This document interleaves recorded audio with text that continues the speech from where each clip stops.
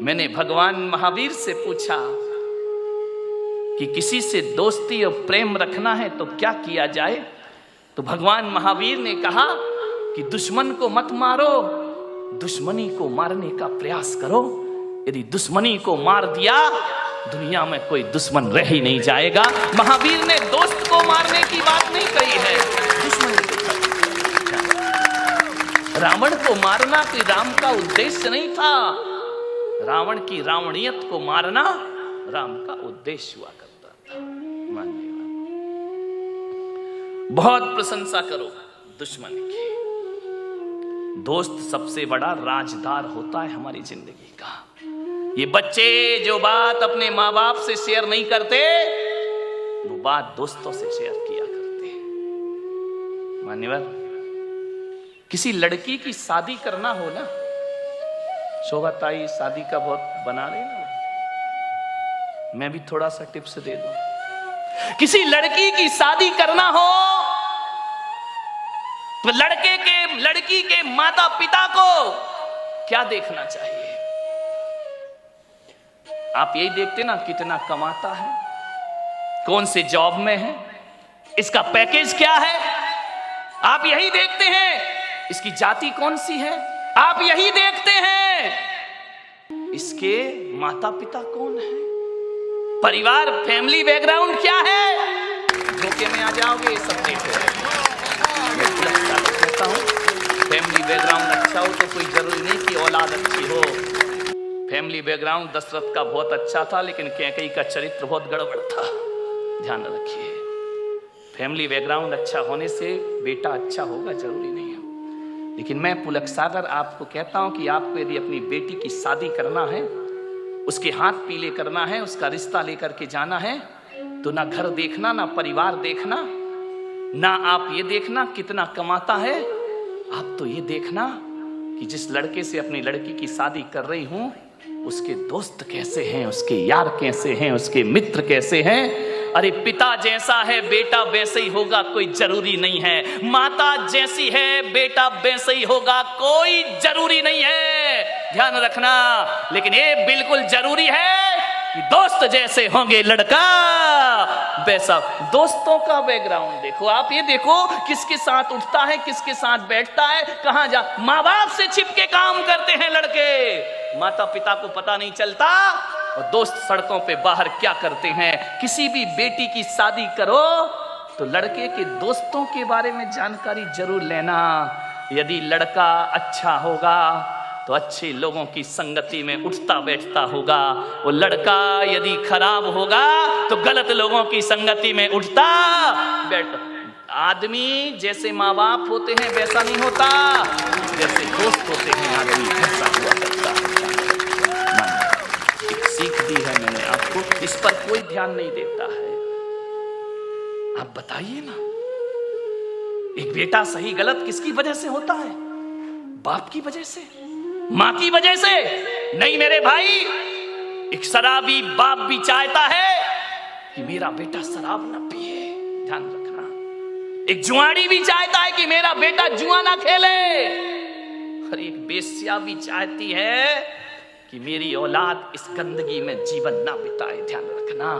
एक चोर ने भी ये सपना नहीं देखा होगा कि मेरा बेटा चोर बने। कोई माँ बाप औलाद को चोर नहीं बनाते हैं, कोई माता पिता औलाद को झूठ बोलना नहीं सिखाते हैं, कोई माता पिता शराब पीना नहीं सिखाते हैं, कोई माता पिता सिगरेट पीना नहीं सिखाते हैं।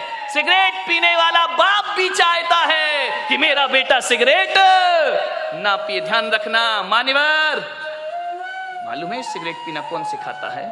दोस्त सिखाते हैं। सबसे पहले शराब पीना रिश्तेदार या माँ बाप ने नहीं सिखाया, शराबी बाप भी नहीं सिखाता है कि बेटा तू पी ले। ध्यान रखना। लेकिन सबसे पहले शराब पीना कोई सिखाता है तो दोस्त सिखाया करते हैं। सबसे पहले हाथ में सिगरेट आई तो माँ बाप और भाई के द्वारा नहीं, एक दोस्त के द्वारा हमारे हाथ में सिगरेट आती है। एक दोस्त के द्वारा हमारे जीवन में गलत चीजें आती हैं। और जब आदमी का स्टेटस ऐसा बन गया है, सिगरेट नहीं पिए, शराब नहीं पिए, तेरी कहाँ पिछड़ा हुआ आदमी, दुनिया चांद पे पहुंच गई, तू अगरबत्ती में लटका है। ध्यान रखिए मान्यवर, ऐसे बहकाने वाले बहुत मिलेंगे जिंदगी में। मान्यवर, मैं तो कहता हूं यदि बिगाड़ने वाले दोस्तों से तो बिना दोस्त की जिंदगी गुजार लो, वो अच्छी हुआ करती है। लेकिन ऐसे दोस्तों की संगति ना करो जो हमारी जिंदगी को बर्बाद करके रख दिया करते हो। आप सोचिए, जीवन में संगति का बहुत असर पड़ता है। एक पानी की बूंद जो आकाश से गिरती है, और यदि वही पानी की बूंद किसी नीम के पेड़ में चली जाए तो उसका स्वाद कैसा हो जाता है मेरे भाई? बताइए, कड़वा हो जाता है। नीम जानते हो? नहीं जानते हैं तो बोलो ना जानते हैं, नहीं तो मैं समझदा तुम कुछ जानते ही नहीं हो। एक नीम के पेड़ में चला जाए तो स्वाद उसका कड़वा हो जाता है। वही पानी की बूंद गन्ने के खेत में चली जाए तो मीठी हो जाया करती है। और वही पानी की बूंद यदि केले के पेड़ में चली जाए तो कपूर बन जाया करती है। वही पानी की बूंद यदि सांप के मुख में चली जाए तो हलाहल जहर बन जाया करती है। और वही पानी की बूंद नाली में चली जाए तो गंदी नाली हो जाती है। वही पानी की बूंद यदि समुंदर में गिर जाए तो खारी हो जाती है। और वही पानी की बूंद यदि सीपी के मुंह में चली जाए तो मोती बन करके निखर जाया करती है। बूंद एक ही है। ये इतने रूप क्यों हुए उस बूंद के? संगति के कारण से। किसकी संगति करी उसने? मोती बना सीप की संगति से, जहर बना सांप की संगति से। कभी दर्पण को देख, दर्पण, आईना, शीशा, मिरर, समझ में आ गया? कभी देखना ड्रेसिंग टेबल के सामने दर्पण ऐसा दोस्त है कि जब तुम हंसते हो तो वो भी हंसता है, जब तुम रोते हो तो दर्पण भी रोता है, जब तुम चिढ़ाते हो तो दर्पण भी चिढ़ाता है। जैसा मुंह बनाओ दर्पण वैसा रूप दिखा दिया करता है। अरे दोस्त होना चाहिए तो दर्पण की तरह होना चाहिए कि जब हम रोएं तो उसके चेहरे पे हंसी नहीं, उसके चेहरे पे आंसू आना चाहिए, तो समझना वो हमारा दोस्त है। दुनिया तो ऐसी है कि हम रोएंगे तो वो हंसेगी और हम हंसेंगे तो वो हमारा मजाक बनाएगी। ध्यान रखना, दर्पण की तरह दोस्त बनाओ। दर्पण तुम टूट कर भी झूठ नहीं बोलते, दर्पण तुम टूट कर भी झूठ नहीं बोलते, और हम टूटने के डर से अपना मुंह नहीं खोलते। ध्यान रखना, दर्पण टूट जाएगा, हर टुकड़े में आपका चेहरा दिखाएगा। दर्पण खुद टूटता है लेकिन दिखाने वाले के चेहरे को नहीं तोड़ा करता है।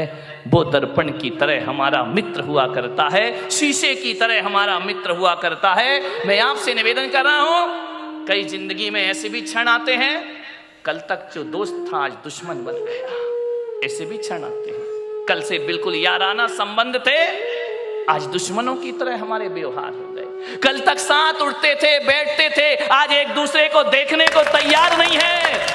मालूम है दुश्मनी कैसे बढ़ गई है?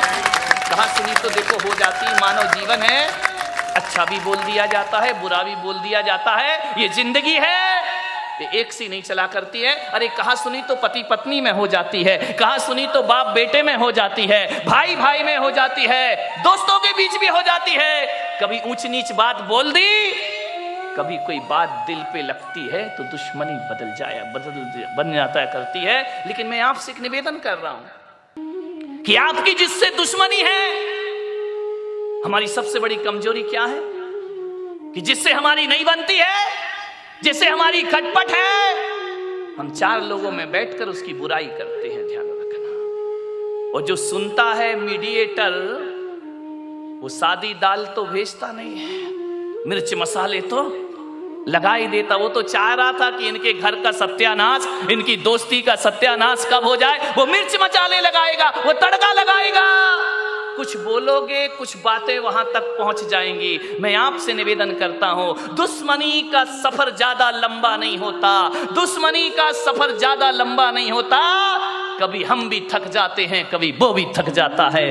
ज्यादा लड़ाई कर तो लेते हैं हम, लेकिन एक बात बताओ, लड़ने के बाद, झगड़े के बाद वो रात कैसी कटती है? एक बात ईमान वाला, जिससे दोस्ती है, जिससे अच्छे संबंध है, और यदि आपने झगड़ा कर लिया, लड़ाई कर लिया, वो रात चैन से कटती है या बेचैनी से कटा करती है? सारी रात करवट में बीता करती है। उसने ऐसा कहा, उसने वैसा कहा, अरे मेरा इतना बड़ा दोस्त ऐसा कहा, चैन नहीं पड़ेगी। ध्यान रखना, लड़ते समय तो मजा आता है, लेकिन जब वो सफर आगे बढ़ता है तो बेचैन हम भी होते हैं और बेचैन सामने वाला भी हो जाया करता है। ध्यान, चैन नहीं पड़ेगी, लेकिन क्या करें?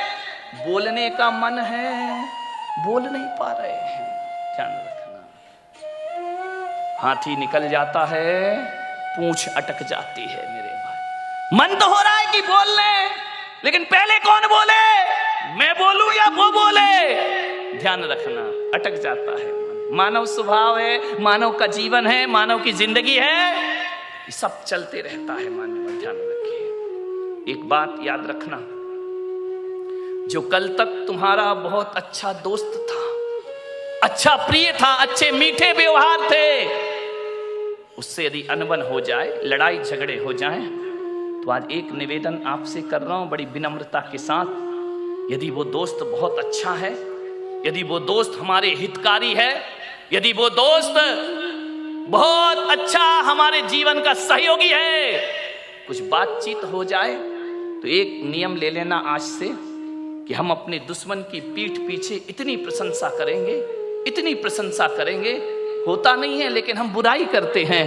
इतनी प्रशंसा करो, इतनी प्रशंसा करो, इतनी प्रशंसा करो। ये प्रशंसा जब उस दोस्त के पास पहुंचे तो शर्म से पानी पानी हो जाए और उसका भी मन करे यार छोड़ो दुश्मनी, आओ दोस्ती का हाथ बढ़ाते हैं, आओ प्रेम का संदेश लेकर। दुश्मन की प्रशंसा करना सीख जाओ। तुम दोस्तों की प्रशंसा करते हो, तुम चापलूसी करते हो, तुम बटरिंग करते हो।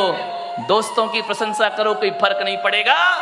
दुश्मन की प्रशंसा करो, दुश्मनी अपने आप खत्म हो जाएगी।